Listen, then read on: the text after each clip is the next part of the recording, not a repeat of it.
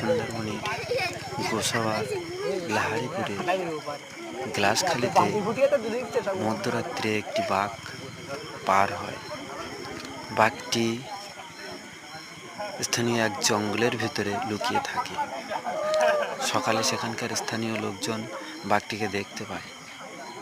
বাঘটিকে ধরার জন্য স্থানীয় লোকজন বন দপ্তরকে খবর দেয়। বন দপ্তর খুব দ্রুত এসে বাঘটিকে খাঁচাবন্দি করার জন্য চারিদিকে জাল দিয়ে আটকে দেয়। ঘন্টা দুয়েক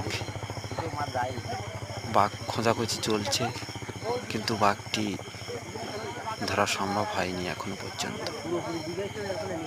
আপনারা দেখতে থাকুন, বাঘ নিশ্চয়ই ধরা পড়বে। বাঘটি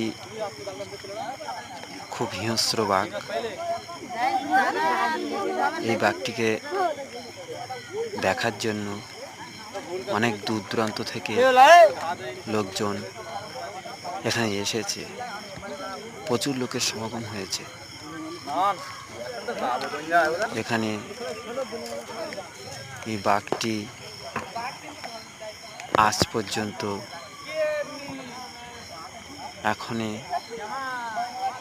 এরকম ধরনের বাঘ কেউ দেখেনি।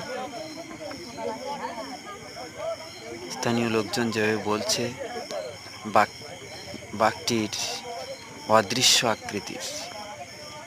আপনারা দেখতে থাকুন, বাঘটি নিশ্চয়ই ধরা পড়বে। ধরা পড়লেই বন দপ্তরের অফিসাররা ওনারা খাঁচাবন্দি করে বাঘটি নিয়ে পালাবে। আপনারা দেখতে থাকুন।